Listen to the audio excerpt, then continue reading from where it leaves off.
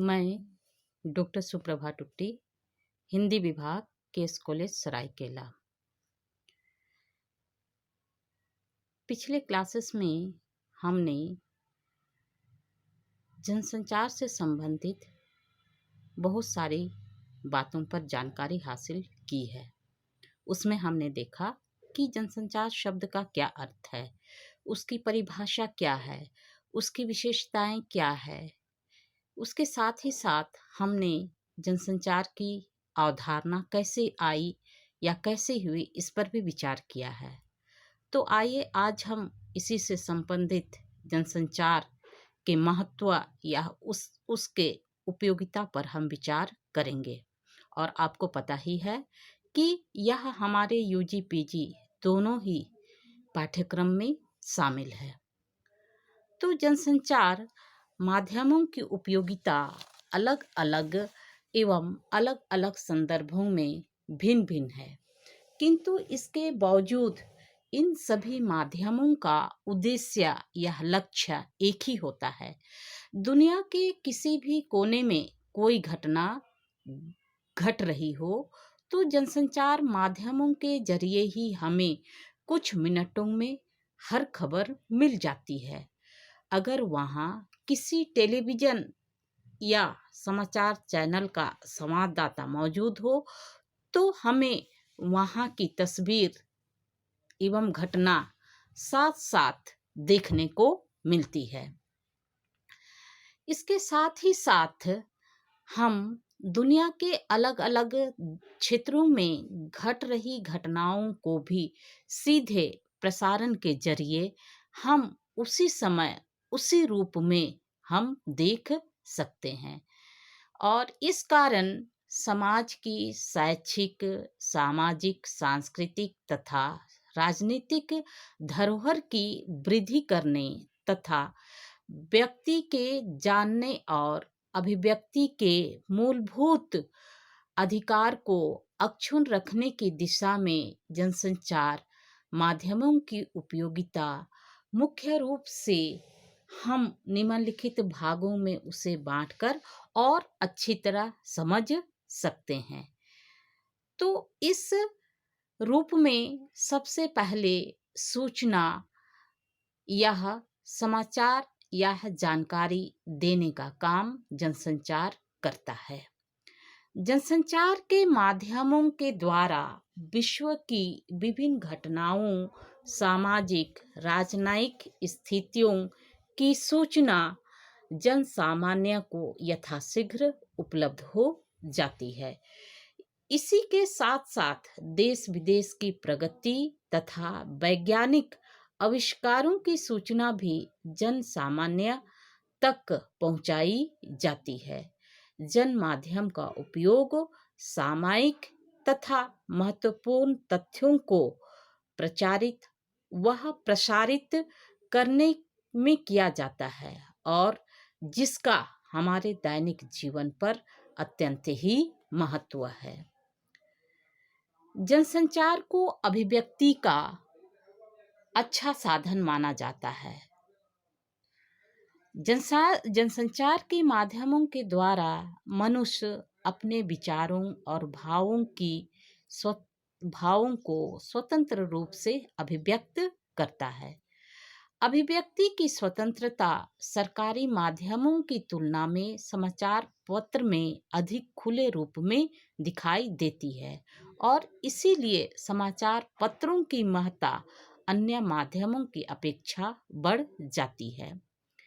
तीसरे नंबर पर हम देखेंगे कि जनसंचार जो है वह विचारों का विश्लेषण तथा घटनाओं का प्रतिपादन भी करता है। जनसंचार के माध्यम से देश विदेश की घटनाओं की सूचना देने के साथ ही साथ यह उसके अर्थ का भी विश्लेषण करता है और सभी सही मुद्दों को, विचारों को जन सामान्य का मत परिवर्तन करने में भी अपनी भूमिका निर्वाह करता है। मीडिया घटना का उचित परिप्रेक्ष्य में रख करके हमें देता है। अगला नंबर है प्रगति या विकास के माध्यम में वह सहायक है। जनसंचार के माध्यम जन सामान्य की सामाजिक तथा राजनीतिक प्रगति, आर्थिक विकास आदि के लिए भी सघन अभियान चलाते हैं तथा मिशन के रूप में वे कार्य करते हैं। 5वें नंबर पर हम देखेंगे कि जनसंचार का महत्व शिक्षा के क्षेत्र में अपनी कैसी भूमिका निभाता है। शिक्षा के क्षेत्र में हम देखते हैं कि यह शैक्षिक क्रिया संपन्न करने के लिए मीडिया का उपयोग होता है, जैसे सामाजिकरण, सामाजिक शिक्षा, क्लासरूम प्रशिक्षण आदि। जैसे वर्तमान समय में लॉकडाउन के कारण पूरा देश लॉक हो गया है। हम आप सभी विद्यार्थी एवं शिक्षकगण ऑडियो, वीडियो एवं ऑनलाइन के जरिए आपको विभिन्न तरीके अपना करके आपको हम शिक्षा देने का प्रयास कर रहे हैं एवं विभिन्न जानकारी आप तक पहुंचाने का प्रयास कर रहे हैं। 6ठे नंबर पर हम जनसंचार का महत्व प्रत्यायन या जनसंपर्क के रूप में भी पाते हैं। मीडिया जन प्रत्यायन तथा प्रोपेगेंडा के उपकरण की तरह कार्य करता है। सरकार, व्यवसाय, निगम तथा व्यक्ति जन माध्यम द्वारा अपने संबंधों को स्थापित या रूपांतरित करने का प्रयास करता है या प्रयत्न करता है। 7वें नंबर पर जनसंचार का महत्व सेल्स या जनसंपर्क के रूप में हम पाते हैं। आर्थिक व्यवस्था में सांस्कृतिक वैश्वीकरण, मार्केटिंग तथा वितरण प्रणाली में मीडिया का भी उपयोग किया जाता है और इसमें वह अपनी महत्वपूर्ण भूमिका निभाता है।